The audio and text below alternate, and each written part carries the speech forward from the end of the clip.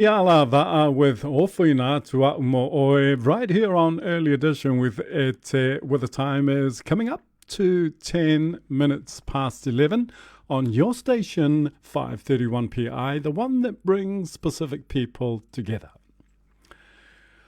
While universities around the world have seen a decline in enrollments, the University of the South Pacific, USP Cook Islands, has seen a huge increase for 2021. USP is the premier provider of tertiary education in the Pacific region. Dr. Debi Futter-Puati is the USP campus director in the Cook Islands. She began her academic journey at Akopai Wellington College of Education, which then became Victoria University. She continued on from there while working as a resource teacher of learning and behaviour, doing a postgraduate diploma in education studies. After working at the Cook Islands Ministry of Education and then the Cook Islands Ministry of Health, Debi went on to do a master's in history at the University of Auckland, exploring makimaro, tuberculosis in the Cook Islands from 1896 to 1975. In 2017, she completed a PhD, her doctorate, Apianga Tupuanga Kopapa, Sexuality Education in the Cook Islands. Dr. Debi Futter-Puati is on the line with us now, all the way from Rarotonga. Good morning, Dr. Puati, and thank you so much for joining us. You're most welcome, Pupungi Manea. Now, let's go back to the beginning. As we in the Cook Islands, in all of the islands, to be fair, like to be nosy. Where were you born? Where are you from?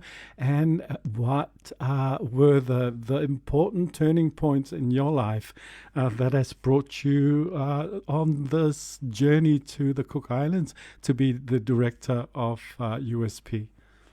Okay. So while being born in Aotearoa in Lower Hutt, I've actually been part of a Cook Islands family for the last 38 years.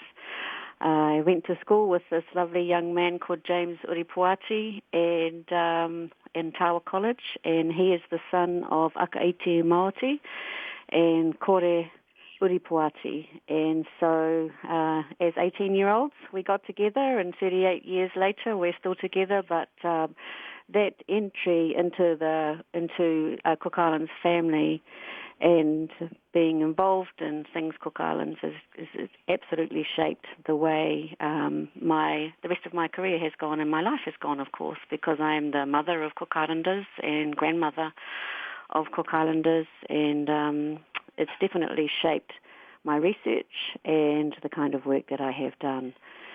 Yes. So that's sort of why I've ended up here in the Cook Islands in Whakatakitumu. Wow, what a journey.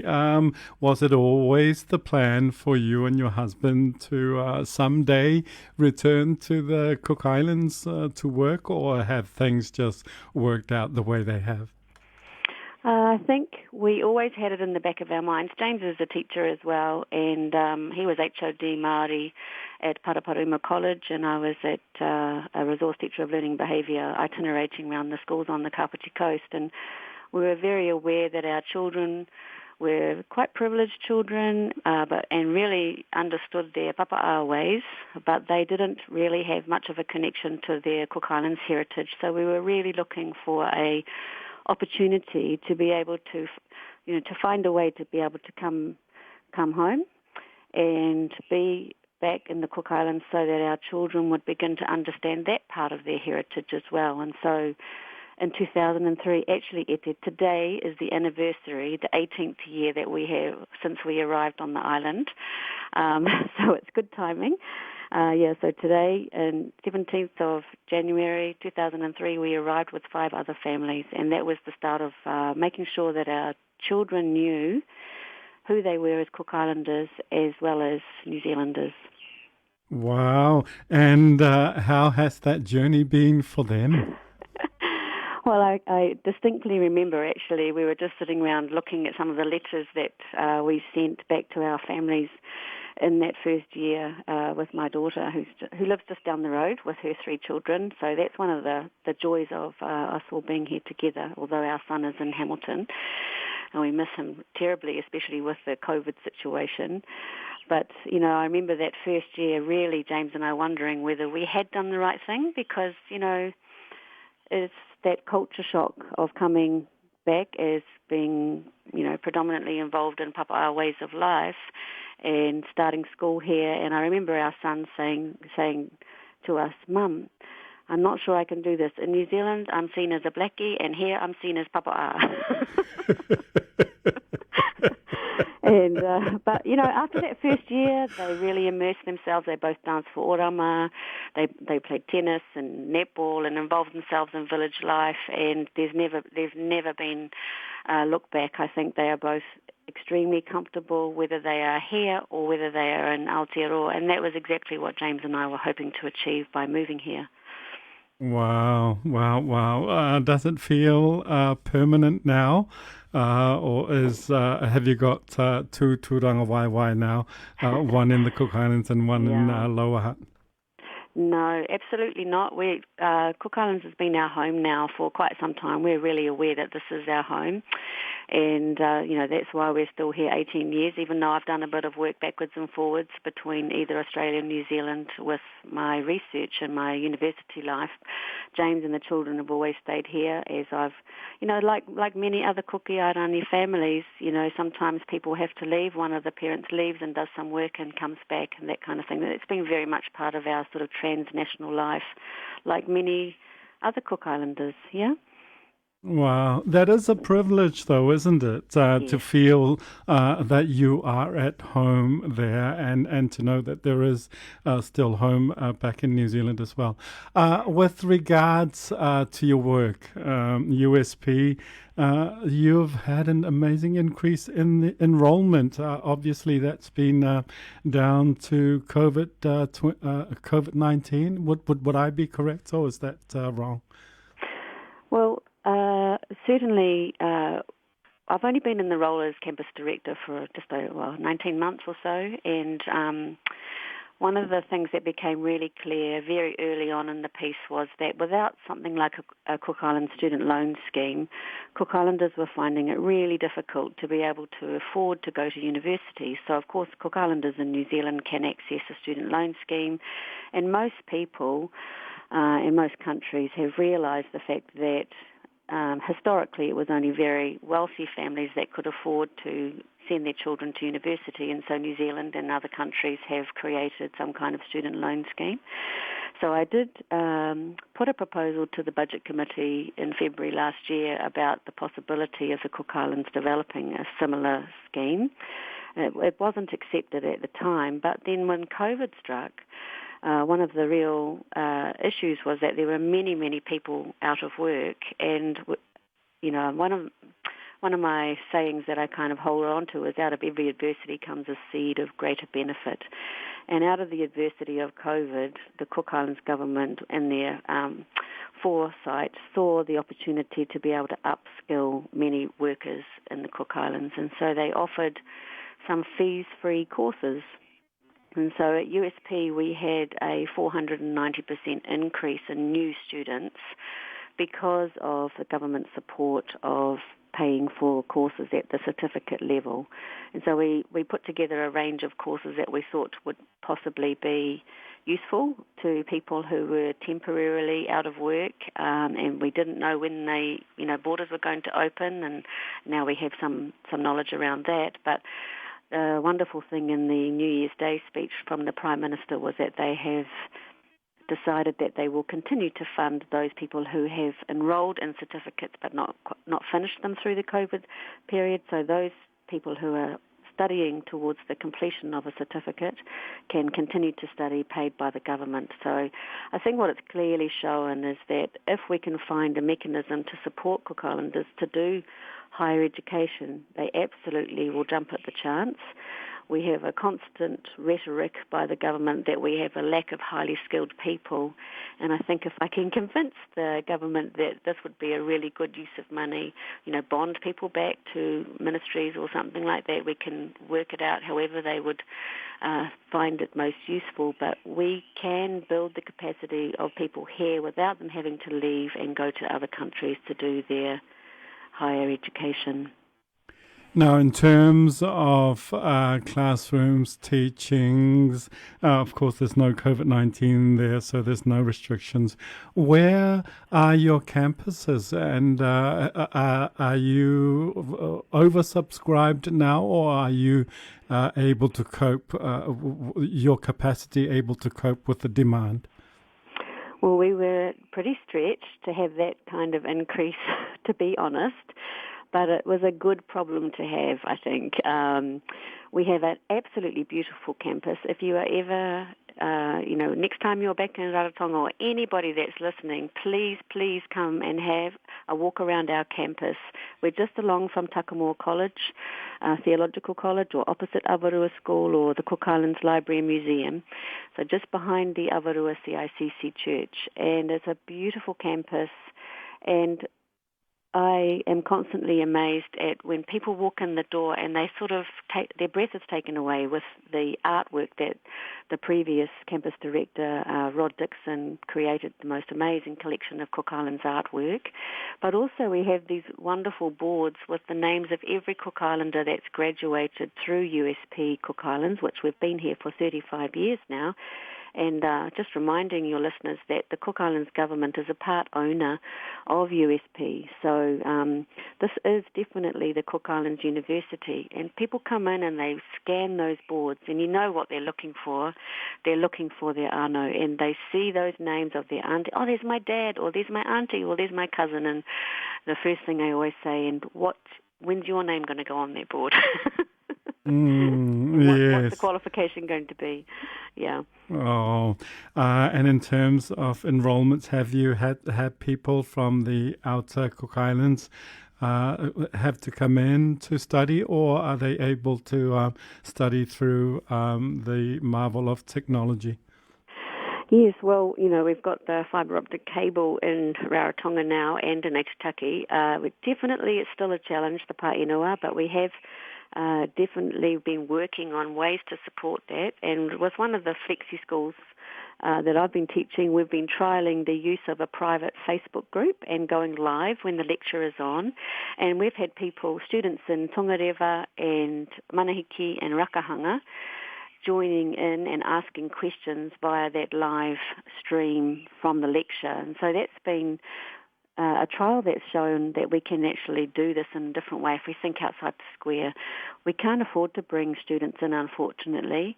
But the other thing that I'm working really hard on is that for any of the Paenua that we have USP students on, that we develop a small room there that has internet capacity, printer, all of the computers and things like that students need, so that those students in the Paenua are not marginalised by lack of accessibility to tertiary education. So that's something we're working really hard on at the moment. We had 20 students in Aitutaki doing courses in semester 2 last year, and so now I'm working with the Aitutaki Island Council on developing a space to make sure that we can support those students and they're not let down by technology or not having a space to work with. Yeah. Given that the locals have grabbed this opportunity to get free education with both hands, pressure now on the government to ensure this support continues in the foreseeable future? Well, I think, one of the things about being a graduated nation is that we need to constantly be challenging ourselves to do better. Now, in the Education Master Plan, it has the goal of having 25% of the population involved in tertiary education. In a recent study just provided by Internal Affairs at the end of last year, there's only about 14% of the Cook Islands population involved in tertiary education. So we do have to think differently about how we're going to reach that goal. If we want the goal to be met of 25%, then we do need to recognise that financial support needs to happen. New Zealand has seen, through their student loan schemes, a huge increased number of students attending university, and then they reap the benefits of having those highly skilled people in their workforce. I think that we need to consider how we do that here and not constantly having to bring in people from overseas to fill those highly qualified jobs that we don't have people with the skills to do. We need to develop them ourselves. 14% only at this stage of locals involved in tertiary education. What is the percentage in New Zealand? Do you know that off the top of your head? No, I'm sorry, I don't, but it would be interesting to compare, wouldn't it? Yeah. Yes. And now, of course, also the pressure would be on USP Cook Islands to ensure that those who are enrolled do get the education they are seeking. Would that be pressure on you, I'm guessing? Yes, but I think it's something that we can absolutely rise to. We've got many people, so one of the key things that I've been trying to do since being in this role is to ensure that we have that any course that's run through USP is contextualised appropriately to the Cook Islands. And so, for example, when we're running a Bachelor of Education paper, that the tutor is somebody who is experienced in that, say, curriculum area. Let's say we've just run a mathematics course for education. So the mathematics advisor at the Ministry of Education was the tutor. Of course, the Cook Islands mathematics curriculum was the basis for that course, rather than looking at necessarily other contextual aspects to mathematics. We were really applying it, looking at how does this work here for us, and who's the best person that can take this course to make sure that it's contextualised for use here. And so, of course, different courses doesn't always work like that. But one of the key things that I notice our students in law do, for example, they said that what they love about their courses is that it's contextualised to the Pacific region rather than, one of our students is a Cook Islander who's also Swiss, and she said that, when she was studying law in Switzerland, it was just about Swiss law, but what she loves about her USP law degree is that it's got a much more Pacific and international focus, contextualised to her context of where she wants to work. So we'll rise to that occasion. We've got plenty of people, highly educated people, who can be our tutors. And if not, we'll use technology. I'm running a course with some others at the moment, like Dr. Ake Nicholas from Massey University, and we've had a lecture from a different Cook Islands academic for the last 2 weeks, and we've got another week of that. We've had people from Massey, University of Auckland, Victoria, AUT, Professor Tania Ka'ai, Cook Islander, who runs the Te Upu Kāria Language Revitalisation Unit. So we've got a huge, wonderful network of Cook Islanders that can support us and are really willing to and want to be involved. And finally, Dr. Puati, what's the feeling in the island now that there is talk about, at least quarantine-free travel from the Cook Islands to New Zealand from the 21st? Yeah, people are very pleased to be able to get to New Zealand to do the things that, they need to do around health checks and things like that, but also to connect with their ānau that they haven't seen for a long time. There seems to be a little bit of apprehension around the, two-way bubble starting later in the year, and I think it's just that if there's one little mistake happening in the quarantine at the borders, then there could be repercussions. But, we have to trust our sister, Aotearoa, there, that they've got that in play. We definitely need for our economy to have tourism start up again. There's people really hurting here in terms of their financial strain that they're under, and living off the wage subsidy. We've been extremely lucky that the government has been able to put in the kinds of supports that they have put in over this time, and I think, I'm not 100% sure, but I suspect that we're one of the few Pacific nations that have had this kind of support, and so a little bit of apprehension, but a lot of excitement about the borders opening. Unfortunately, we are running out of time with news coming up in a couple of seconds. But me taki ma'ata, Dr. Puati, for your time. All the best for the new year as you prepare for the start of semester 1 in a few weeks' time. Thank you. Me taki mata. You're listening to Early Edition with Ete. Coming up next, our news in Cook Islands Māori.